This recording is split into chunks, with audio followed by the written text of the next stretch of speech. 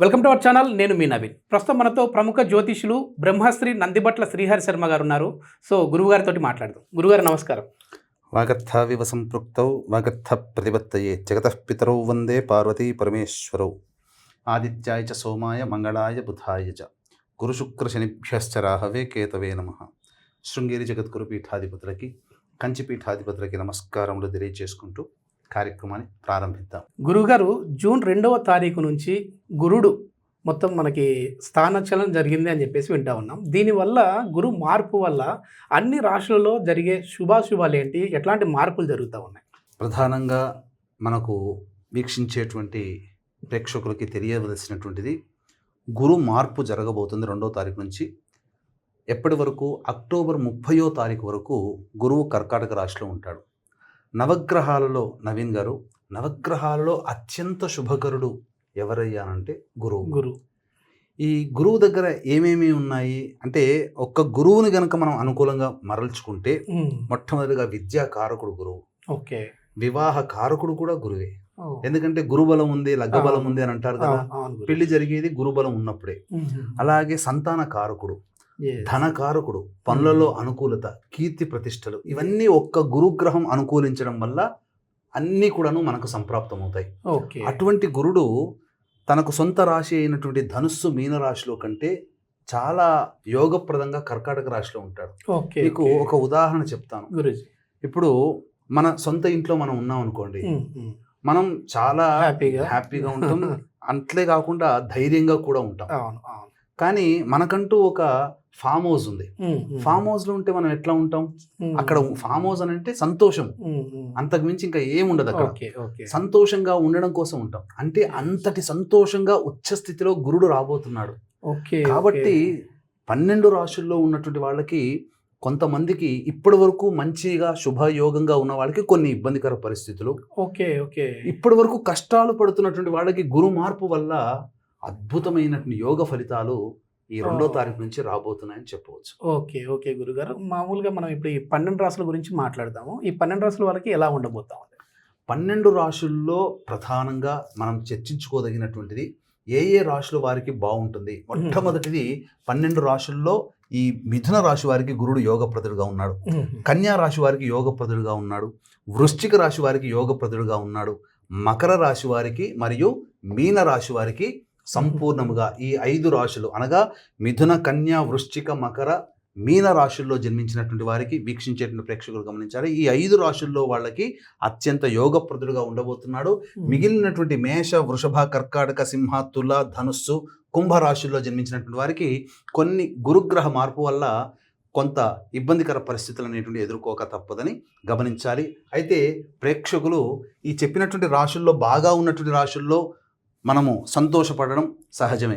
కానీ బాగా లేనటువంటి రాశుల్లో ఉన్నటువంటి వాళ్ళు మాత్రం నిరభ్యంతరంగా అక్కడ ఏమీ బాధపడాల్సిన అవసరం లేదు. గురువు యొక్క అనుగ్రహాన్ని నిరంతరం పొందగలిగితే చాలు అని చెప్పవచ్చు. కాబట్టి గురువు అంటేనే దైవగ్రహం. కాబట్టి దేవతా అనుగ్రహాన్ని ఈ యొక్క మేష, వృషభ, కర్కాటక, సింహ, తుల, ధనుస్సు, కుంభరాశుల్లో జన్మించినటువంటి వారు కనుక నిరంతరం పొందగలిగితే ఆ గురువు వల్ల వచ్చే అశుభ ఫలితాలు కూడా తొలగిపోయి సంపూర్ణంగా 12 రాశుల వారు కూడాను ఆనందకరమైనటువంటి జీవితాన్ని యొక్క గురుగ్రహ మార్పు వల్ల పొందుతారు అని చెప్పడంలో ఏమాత్రం సందేహం లేదని చెప్పవచ్చు.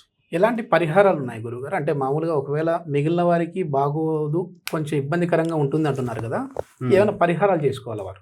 పరిహారాలు ఇంతకుముందు చెప్పుకున్నట్టుగా బాగోలేనటువంటి రాశులైనటువంటి మేషరాశి వారికి, వృషభ రాశి వారికి, కర్కాటక, సింహ, తుల, ధనుస్సు, కుంభ రాశుల్లో జన్మించినటువంటి వారికి గురువు అనుకూలంగా ఉండడు. కాబట్టి దైవానుగ్రహాన్ని పొందే ప్రయత్నం చేయాలంటే నిరంతరం తమ ఇష్టదైవమైన కానీ, కులదైవత ఆరాధన కానీ ప్రతినిత్యము ఈ 5 నెలల పాటు కనుక చేసుకుంటూ ఉన్నట్లయితే గురువు వల్ల వచ్చేటువంటి అశుభ ఫలితాలు చాలా మటుకు శాంతించి మిగతా గ్రహాల యొక్క అనుగ్రహం వలన సంపూర్ణమైనటువంటి యోగాన్ని పొందడానికి అవకాశం ఉంటుంది. అలాగే ఈ చెప్పినటువంటి మిథున, కన్య, వృశ్చిక, మకర, మీన రాశుల్లో జన్మించినటువంటి వారికి గురువు అనుకూలంగా ఉండబోతున్నాడు.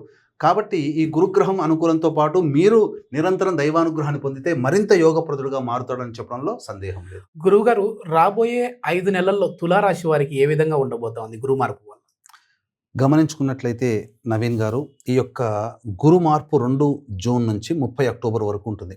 ఈ తులారాశిలో ప్రధానంగా ఈ తులారాశిలో జన్మించినటువంటి వారికి 9వ స్థానంలో గురువు జూన్ 1వ తారీఖు వరకు అత్యంత శుభప్రదుడుగా యోగప్రదుడుగా యోగించాడు. ఎప్పుడైతే కర్కాటక రాశిలోకి ప్రవేశం చేస్తాడో ఏం చెప్పబడుతుంది శాస్త్ర ప్రకారము అంటే అధిక శ్రమని కలగచేస్తాడు. Okay okay. ఎలా అర్థం చేసుకోవాలి అని అంటే ప్రధానంగా అదృష్ట స్థానంలో స్థితి పొంది ఉండి అన్ని విధాలుగా యోగించినటువంటి కారణం చేత సర్వ సంపదలు కూడగట్టుకున్నటువంటి వ్యక్తి ఆ సంపదని వినియోగం చేస్తాడు. అంటే వినియోగం అంటే ఎలా ఉండబోతుంది? ప్రధానంగా ఏదైనా వృత్తిలో అభివృద్ధి రావచ్చు, బిజినెస్ కొత్త వ్యాపారం మొదలు పెట్టవచ్చు, కొత్త పనులు మొదలు పెట్టవచ్చు, ఏదైనా కొత్తదనానికి నాంది పలుకుతాడు. ఈ కొత్తదనానికి నాంది పలికే క్రమంలో మొట్టమొదటి స్టెప్ స్టోన్ నుంచి కష్టపడుతుంటే శ్రమ ఉంటుంది కదా, ఆ శ్రమని కలగచేస్తాడు. శ్రమ అంటేనే భయపడిపోతారేమో ఈ విధంగా అర్థం చేసుకోవాలి. శ్రమని కలగచేస్తున్నప్పుడు గురువు ఈ విధంగా పాజిటివ్ గా దాన్ని మార్చుకోవాలి. కాబట్టి ఈ యొక్క తులారాశి వారికి గురువు చాలా యోగకరంగా ఉండబోతున్నాడు. శ్రమని కలగచేస్తూ ఫలితాన్ని ఇస్తాడు. ఏమవుతుంది? సంపాదించిన సంపదంతా జూన్ 1వ తారీఖు వరకు కూడా గురువు యొక్క దృష్టి ధనస్థానం మీద ఉంటుంది. కాబట్టి ధనాన్ని వినియోగిస్తాడు ఇక్కడ మానవుడు. తరువాత చతుర్థ స్థానం మీద కూడా వీక్షణ ఉంటుంది. ఏం జరగబోతుంది? మార్పు, స్థాన మార్పు కావచ్చు, వ్యాపార మార్పు కావచ్చు, లేదా వాహన కొనుగోలు కానీ గృహ కొనుగోలు కానీ జరుగుతుంది. సంపద కరిగిపోతుంది కానీ ఆస్తి రూపంలో మిగులుతుంది. ఈ విధంగా అర్థం చేసుకోవాలి. తర్వాత షష్టమ స్థానం మీద వీక్షణ ఉంటుంది. షష్టమం అంటే శత్రుస్థానము, రోగస్థానము, రుణస్థానము. కాబట్టి సామర్థ్యానికి మించి కష్టపడాల్సి ఉంటుంది. ఇక్కడ కష్టపడుతున్నామంటే ఆల్రెడీ గురువు శ్రమని కలగచేస్తున్నాడు కదా. కాబట్టి ఇక్కడ ప్రధానంగా తులారాశి వారు ఈ విధమైనటువంటి అధిక శ్రమని పడతారు. కాబట్టి అధిక శ్రమ వస్తుంది. చిన్న పనికి కూడా మనం ఎక్కువగా కష్టపడాల్సి వస్తుంది. వాస్తవం. ఎందుకంటే గురువు అధికారులని సూచిస్తాడు, హోదాలని సూచిస్తాడు, తనకన్నా వయసులో పెద్దని సూచిస్తాడు. కాబట్టి ఎక్కడైతే ఉద్యోగం చేస్తుంటామో బాసుల యొక్క అనుగ్రహం లభించకపోవడం, చిన్నదానికి కూడా ఎక్కువగా కష్టపడడం, ప్రతి చిన్న పనికి గుర్తింపు రాకపోవడం, ఈ విధంగా శ్రమ పడితే కానీ ఫలితం దక్కకపోవడం అనేటువంటిది ఈ తులారాశి వారికి ఉంటుంది. కాబట్టి కొంత దైనందిన కార్యక్రమంలో దైవానుగ్రహాన్ని పొందే ప్రయత్నం చేసుకుంటే ఈ యొక్క సమస్య నుంచి కూడా తులారాశి వారు బయటపడవచ్చు అని చెప్పవచ్చు. మేము పడిన కష్టానికి ప్రతిఫలం దక్కాలి అని అంటే ఏమైనా పరిహారాలు ఉన్నాయా గురించి తులారాశి వారికి? తులారాశి వారికి ప్రధానంగా గురువు అంటేనే ప్రధానంగా ఏంటి? పెద్దలు అంటే వయసులో పెద్ద, జ్ఞానంలో పెద్ద, హోదా అధికారంలో పెద్ద, కుల పెద్ద, మత పెద్ద, పీఠాధిపతులు, సన్యాసులు, బ్రాహ్మణులు, ఈ విధంగా చెప్పొచ్చు. వాళ్ళు ఎప్పుడు కనబడ్డా పాద నమస్కారం చేసే అలవాటు చేసుకోండి. ఇంట్లో నుంచి ఎప్పుడైనా బయటికి వెళ్తున్నారు, తాత ముత్తాతల ఫోటోకి ఉన్నటువంటి తల్లిదండ్రుల పాద నమస్కారం చేసి బయటికి వెళితే ఈ గురువు శ్రమని కలగచేస్తాడు కదా.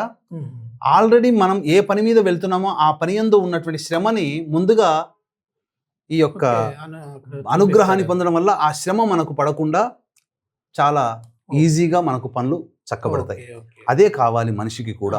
అంతేకాకుండా పిల్లల్లో కూడా మనకు దైవం పిల్లల్లో ఉంటుంది. కాబట్టి 12 సంవత్సరాల లోపల పిల్లలకి సంబంధించి వాళ్ళకి ఇష్టమైన తినుబండారాలు, వస్త్రాలు, లేదా వాళ్ళ విద్యకు సంబంధించినటువంటి ఏదైనా కానీ సహాయ సహకారాలు అందించడం ద్వారా చాలా మటుకు ఈ యొక్క గురువు యొక్క అనుగ్రహాన్ని పొందే ప్రయత్నం జరుగుతుంది.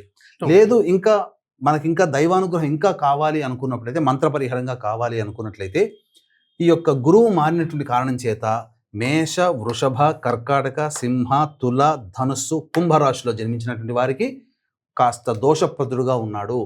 ఆల్రెడీ ప్రధానంగా చూసుకున్నట్లయితే శని మీనరాశిలో సంచారం చేస్తున్నటువంటి కారణం చేత మేష, మిథున, కర్కాటక, సింహ, కన్య, తుల, వృశ్చికం, ధనుస్సు, కుంభ, మీన రాశిలో జన్మించిన వారికి ఈ యొక్క శని ప్రభావం అనేటువంటిది ఉంటుంది. కాబట్టి తర్వాత ద్వాదశ రాశుల్లో జన్మించినటువంటి వారికి జూన్ 13వ తారీఖు రోజున శని త్రయోదశి, అధిక జ్యేష్ఠ మాసంలో వస్తున్నటువంటి త్రయోదశి తిథి కాబట్టి అత్యంత ప్రభావవంతమైనది, మళ్ళీ ఇంకొకసారి రాదు.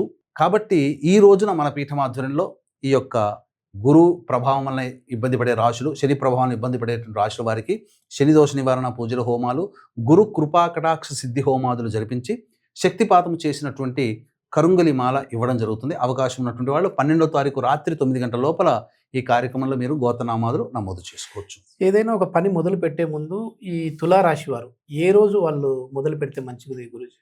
ప్రధానంగా తులారాశి వారికి అత్యంత యోగప్రదమైనటువంటి కాలం ఏదైనా ఉంది అంటే అది బుధవారం అని చెప్పవచ్చు.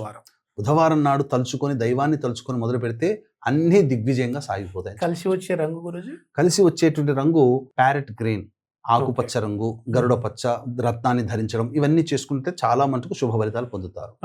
ధన్యవాదాలు గురుజీ. సర్వం శ్రీ ఉమమహేశ్వర పరబ్రహ్మార్పణమస్తు.